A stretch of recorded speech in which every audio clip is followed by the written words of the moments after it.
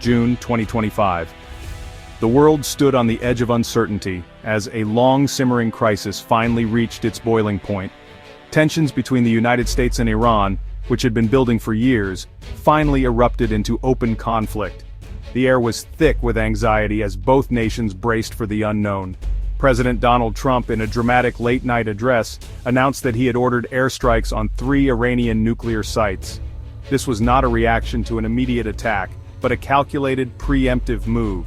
Trump claimed it was necessary to neutralize what he described as a persistent and growing danger from Iran's nuclear ambitions.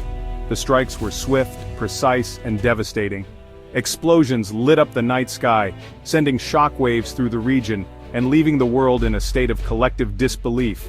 As news of the attack spread, people around the globe watched in stunned silence.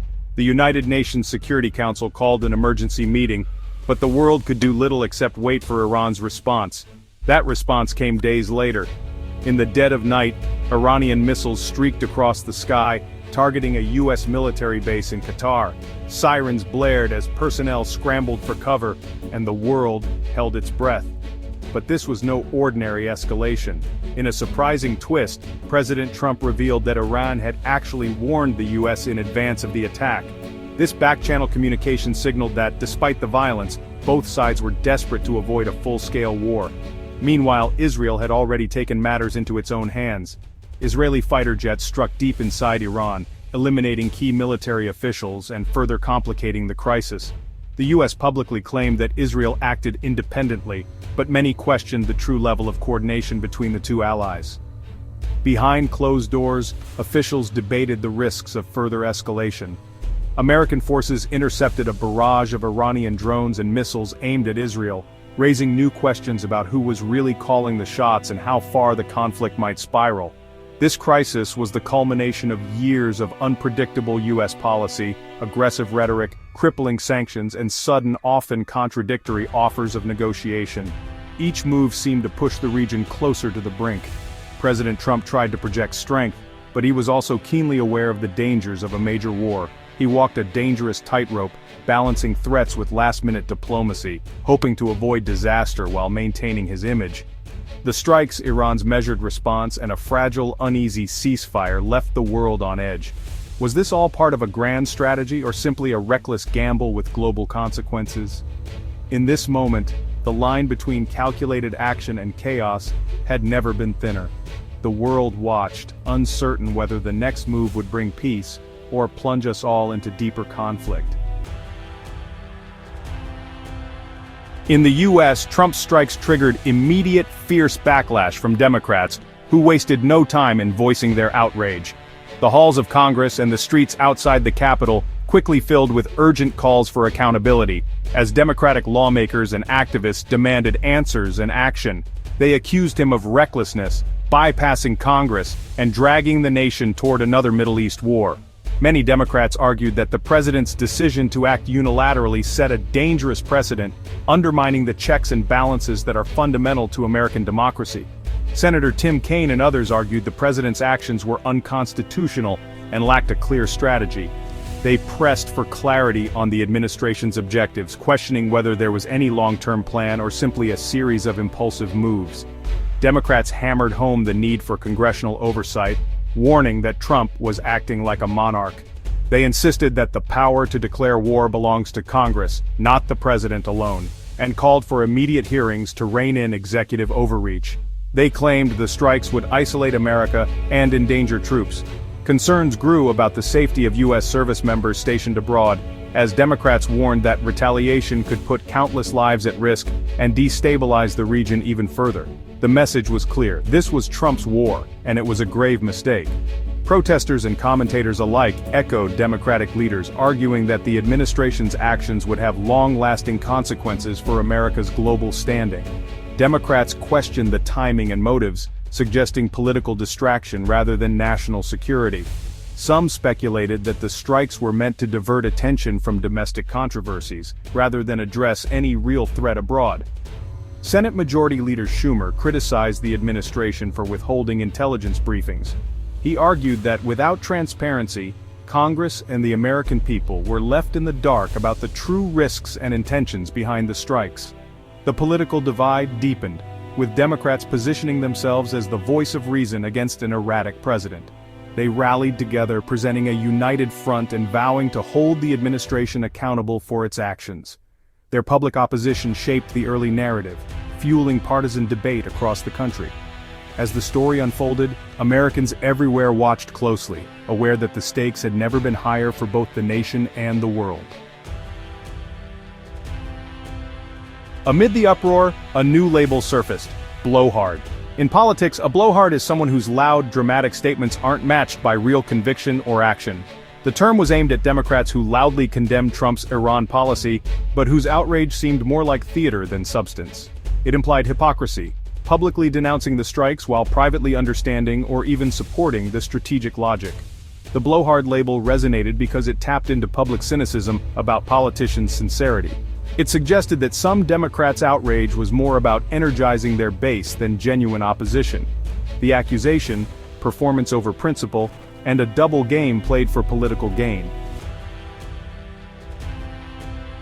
Behind closed doors, the Democratic response was far more nuanced. In private, some leaders acknowledged a shared goal: preventing Iran from going nuclear. While they disagreed with Trump's methods, the outcome, crippling Iran's nuclear program, wasn't entirely unwelcome. Support for Israel's security also factored in. Undermining actions that protected Israel was politically risky. This led to quiet approval, or at least reluctance to mount real opposition. Public outrage satisfied the party's base, but private conversations focused on strategic realities. The result, a political dissonance, with loud public critics often the quietest private dissenters. Accusations of hypocrisy and gamesmanship soon followed. Some Democrats didn't just quietly accept Trump's Iran policy, they subtly enabled it. Legislative efforts to curb presidential war powers were often stalled or watered down in committee. In intelligence briefings, leaders privy to threat assessments moderated their public criticism, focusing on process over substance. Congress could have blocked funding for military operations, but key Democrats hesitated, not wanting to appear anti-troop or undermine U.S. posture. This reluctance created a safety net for Trump public criticism, but little real resistance. The mechanics of power, legislation, funding, oversight remained largely untouched. Democrats could make fiery speeches, but the administration's strategy moved forward. The spectacle of opposition masked a private reality of strategic alignment. The Iran strikes reignited the debate over presidential war powers, thrusting a long-simmering constitutional question back into the national spotlight. As the world watched the U.S. military take action, Americans were once again forced to consider: who truly holds the authority to send the nation to war? The Constitution gives Congress the explicit power to declare war, reflecting the founders' intent to prevent unilateral military action by the executive. Yet, over the decades, presidents have steadily expanded their authority, especially since World War II, often citing national security or urgent threats as justification. Modern presidents frequently act without waiting for congressional approval, relying on broad interpretations of their commander-in-chief role. They argue that swift action is sometimes necessary to protect American interests, but critics warn this undermines the checks and balances at the heart of the U.S. system. In response, Congress tried to reassert its constitutional authority with the War Powers Resolution of 1973, aiming to limit the president's ability to engage in hostilities without legislative consent. However, its impact has been limited, as presidents often find ways to sidestep or reinterpret its requirements. The courts, meanwhile, have largely avoided directly addressing the issue, leaving the law ambiguous and the boundaries of presidential power unclear. This legal gray area has persisted for decades. President Trump's actions fit this long-standing pattern of executive overreach, ordering military strikes without an imminent threat or explicit congressional consent. His administration, like many before it, justified the move as necessary for national security, sparking fierce debate. Democrats' outrage was constitutionally sound, but tinged with a sense of hypocrisy. After all, past Democratic presidents had also bypassed Congress when launching military actions. The pattern crosses party lines, revealing a bipartisan willingness to stretch executive power. Decades of bipartisan acquiescence have gradually weakened Congress's war powers, turning them into something of a relic. an ideal more often referenced than enforced. The legislative branch's reluctance to challenge the executive has only deepened this trend. Today, the real check on presidential military action is less legal than political. Public opinion, media scrutiny, and partisan debate now serve as the primary brakes on executive power, leaving the constitutional balance in flux. Media coverage shaped public perception of the US-Iran conflict.